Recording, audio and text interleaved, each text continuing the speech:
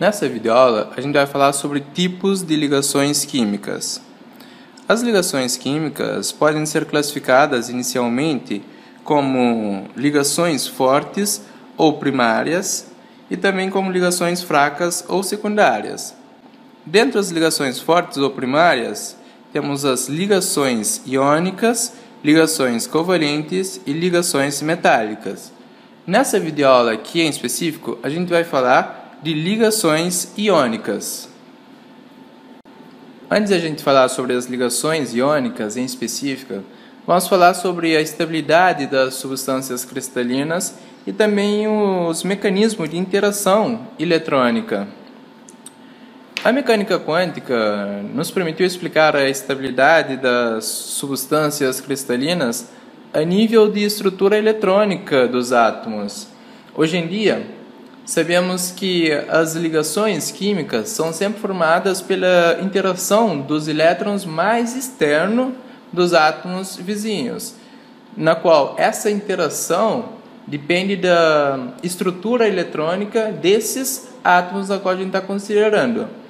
E essas ligações que os átomos fazem, eles procuram alcançar uma estrutura mais estável para obter sua última camada totalmente preenchida por elétrons, ou seja, com 8 elétrons na sua última camada.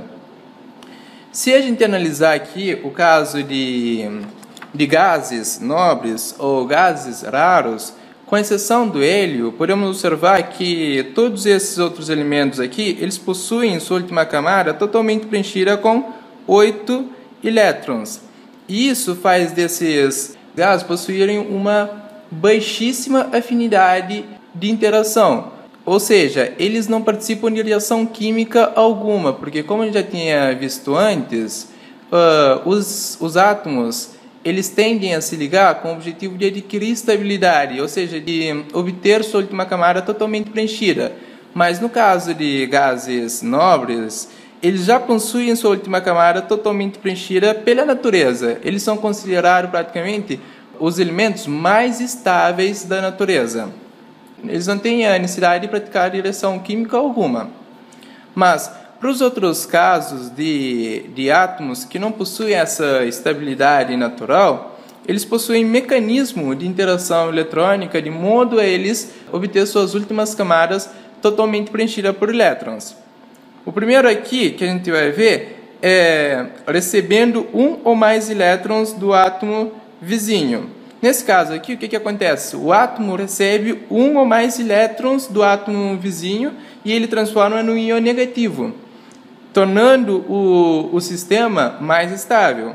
E nesse segundo caso aqui, cedendo um ou mais elétrons ao átomo vizinho. Nesse caso aqui, o átomo doa um ou mais elétrons para o átomo vizinho e ele torna um íon positivo. E nesse último aqui, o átomo compartilha elétrons com um ou mais átomos vizinhos, tornando-se o sistema mais estável também.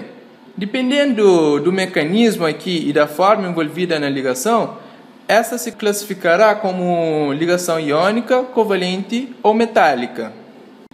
De acordo com a tabela periódica, podemos observar que os átomos das colunas 1A e 2A possuem respectivamente 1 e 2 elétrons nas suas últimas camadas, ou seja, na camada de valência, sendo que esses elétrons estão fracamente ligados à estrutura eletrônica desses átomos. Com isso, esses elétrons podem ser facilmente cedidos para os átomos das colunas 6A e 7A da tabela periódica, os quais possuem alta afinidade eletrônica, ou seja, os átomos das colunas 6A e 7A eles apresentam uma alta tendência de receber elétrons e formar íons negativos.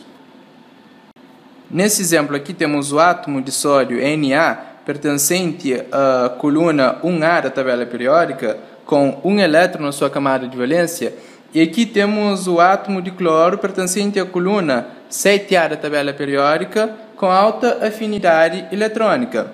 Fazendo a distribuição desses elétrons a nível de subcamada, temos aqui no caso do sódio 1s2, 2s2, 2p6, 3s1. E aqui no caso do cloro temos 1s2, 2s2, 2p6, 3s2 e 3p5.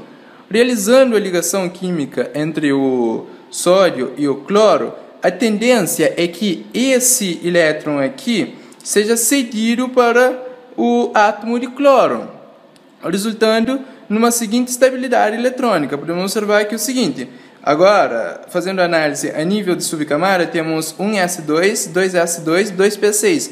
Podemos observar que agora temos a última subcamada totalmente preenchida, que é o desejo dos átomos quando eles realizam uma reação química, ou seja, quando eles realizam uma ligação química. E aqui também no caso do cloro temos 1s2, 2s2, 2p6, 3s2 e 3p6. Aqui no caso do cloro também, a última subcamada está totalmente preenchida com elétrons.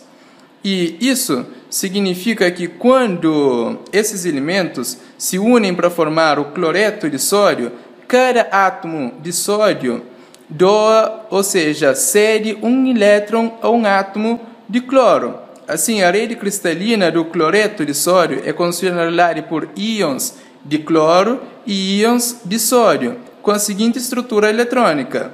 Podemos observar agora o íon de sódio como K2L8 e íon de cloro como K2L8M8. Fazendo análise no caso de camada, temos que as últimas camadas estão totalmente preenchidas com elétrons. E vale ressaltar que a ligação iônica só ocorre entre átomos com grande diferença de eletronegatividade, que é a propriedade dos átomos de atrair elétrons. Aqui temos o Na+, que é o cátion, e aqui temos o Cl-, que é o ânion. Logo após a formação do cátion e do ânion, em seguida eles sofrem uma atração do tipo coulombiana devido a resultante de duas cargas de sinais opostos. Esse tipo de ligação é chamado de ligação iônica. Em outras palavras, ligação iônica acontece quando um átomo cede um ou mais elétrons para o átomo vizinho. No caso aqui, o sódio está cedendo um elétron para o átomo vizinho, que no caso é o cloro.